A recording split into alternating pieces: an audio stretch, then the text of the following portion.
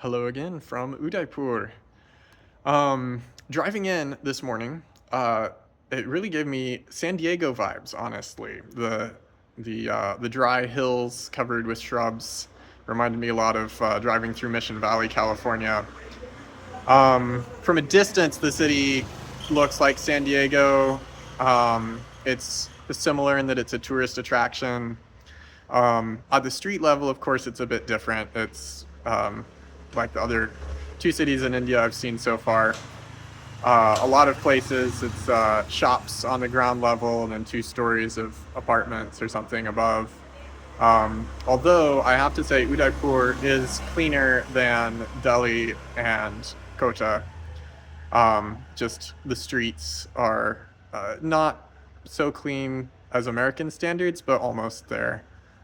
Somewhat clean streets, and the buildings are pretty well maintained. Not so many buildings that looked like they were falling apart or at least falling into disrepair.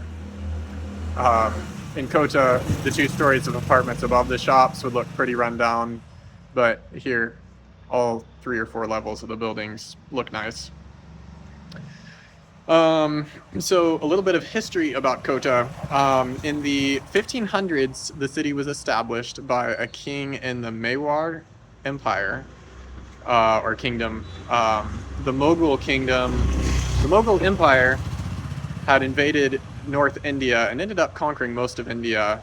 Um, but the Mewar king, whose name was Uday Singh II, um, needed a new capital because his capital was too close to the invaders, to the Mughal Empire, and was getting besieged. And so he found this mountain valley set further back that has hills all around that kind of add some natural protection.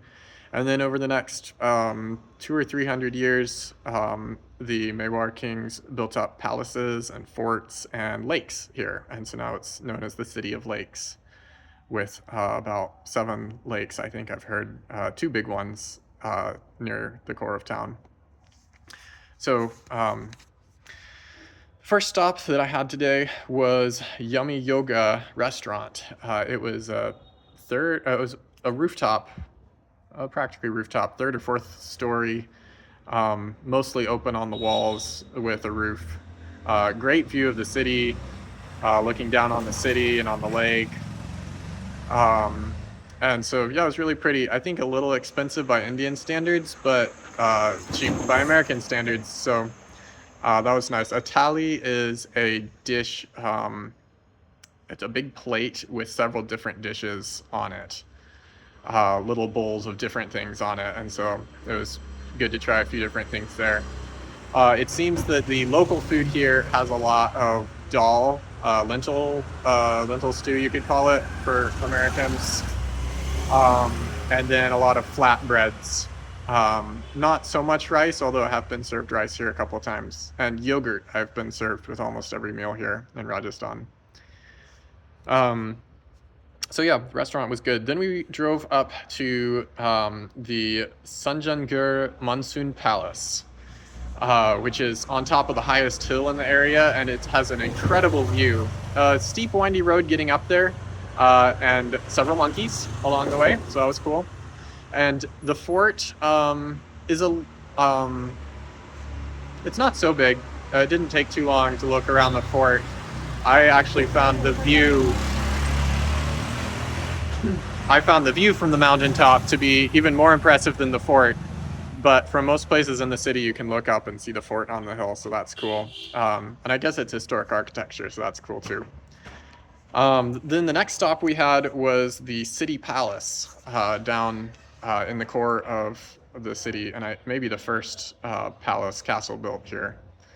It was built in the 1600s.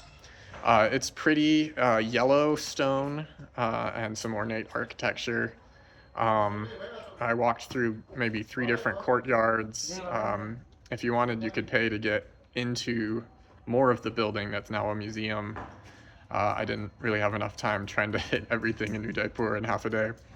But anyway, yeah, definitely check out the city palace. That's probably the most famous thing here in Udaipur as far as I can tell.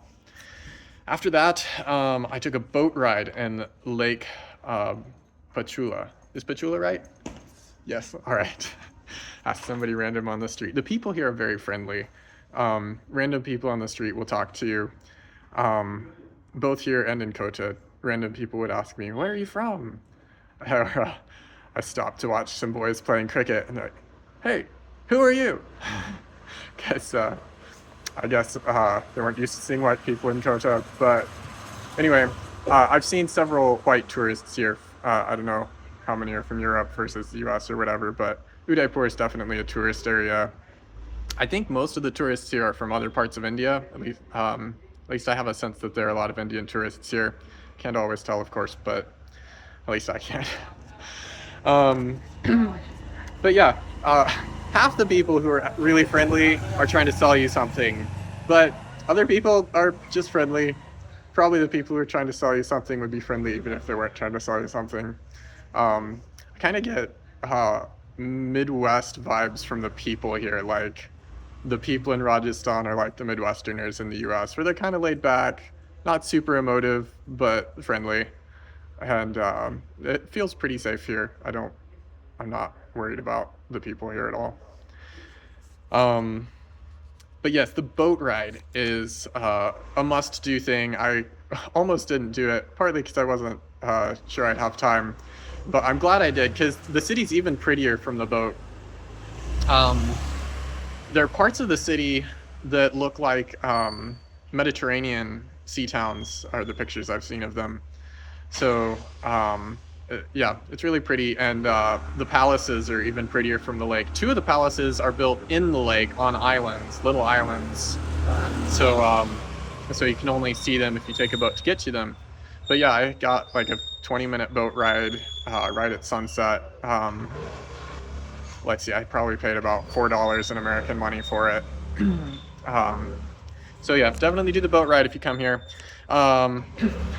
I went out wandering to find an ATM, not so much wandering, following Google Maps to walk through Old Town, and I ran across a wedding.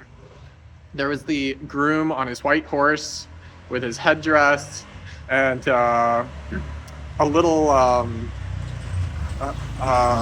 truck blaring loud music at the lead of the procession, and people all dressed up in their authentic clothes, traditional clothes. Let's see, 40 people maybe. I think it was the bride's extended family and the groom's extended family. Maybe just the groom's extended family. Um, you'll have to look at the pictures and videos I post of that. And then the groom, I think he was waiting outside the bride's house to get her, and I think she came out. I don't think there was much fanfare, but there was a girl wearing a white veil who wasn't there before.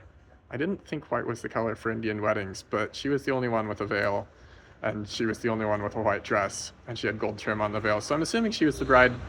If you're from North India, you can comment on this video and correct me if I'm wrong. But yeah, then the procession went to the big temple.